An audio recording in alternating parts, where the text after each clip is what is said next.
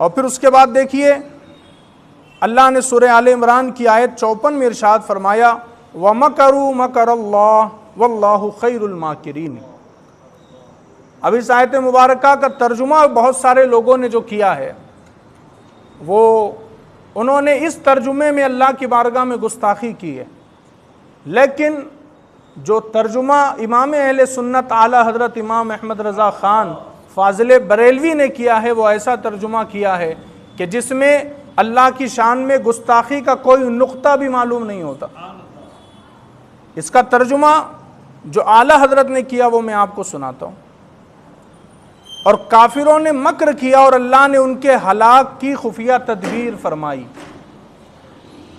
اور دیگر جو باطل مذہب ہے، جماعتیں ہیں، ان لوگوں نے اس کا ترجمہ کیا کیا؟ معاذ اللہ، وہ کہتے کافروں نے مکر کیا اور اللہ نے بھی مکر کیا، جبکہ میں آپ کو بتا دوں مکر جو ہے تو اسے کہتے دھوکہ، فریب، اور یہ عیب ہے، اور اللہ کی ذات کے تعلق سے کسی عیب کو شمار نہیں کیا جا سکتا۔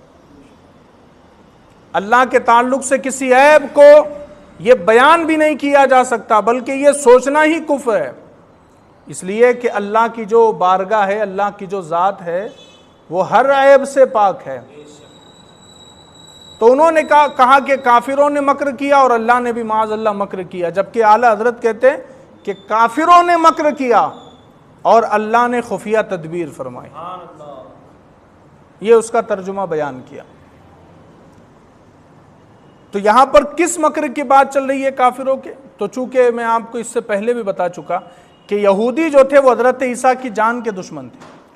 ان کی کوشش یہ تھی کہ کسی طرح ہم حضرت عیسیٰ علیہ السلام کو قتل کروا دے، سولی پر چڑھا دے۔ تو وہ چالیں چلتے رہتے تھے، آڑے ٹیڑھے سوال حضرت عیسیٰ سے کرتے رہتے تھے تاکہ حضرت عیسیٰ کی بات وہ بادشاہ تک پہنچائے اور کہے کہ بادشاہ دیکھو یہ تمہارا باغی ہے، تو بادشاہ خود سزا دے دیں گا۔ تو ان کی کوشش یہ تھی، الگ الگ طرح کی چالیں چلتے تھے۔ تو اللہ فرماتا ہے وَمَكَرَ اللَّهُ، اللہ نے خفیہ تدبیر کی، اور اللہ کی تدبیر تو سب سے بہترین ہے۔ اور اللہ کی کیا خفیہ تدبیر تھی کہ وہ لوگ جو حضرت عیسیٰ علیہ السلام کو سولی پر چڑھانا چاہتے تھے، قتل کرنا چاہتے تھے، اور جو ان حضرت عیسیٰ علیہ السلام کا ساتھ رہنے کے باوجود جس نے حضرت عیسیٰ کو دھوکہ دیا، اللہ کی خفیہ تدبیر یہ تھی کہ اللہ نے اسی دھوکہ دینے والے کو حضرت عیسیٰ کی شکل میں تبدیل کر دیا، اور پھر سپاہیوں نے اس شخص کو سولی پر چڑھا دیا۔ دنیا میں اس کو سزا مل گئی، اور اللہ نے تو حضرت عیسیٰ کو آسمان پر اٹھا لیا۔ ایک باغ میں حضرت عیسیٰ علیہ السلام تھے، وہاں 4 فرشتے آئے، انہوں نے حضرت عیسیٰ کو آسمان پر اٹھا لیا۔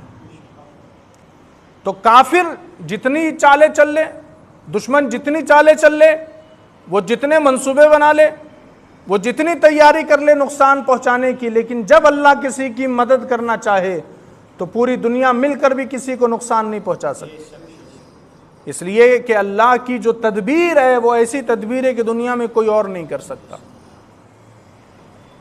تو انہوں نے چال چلی، پھر آگے کیا کہا واللہ خیر الماکرین، اللہ سب سے بہتر چھپی تدبیر کرنے والا ہے۔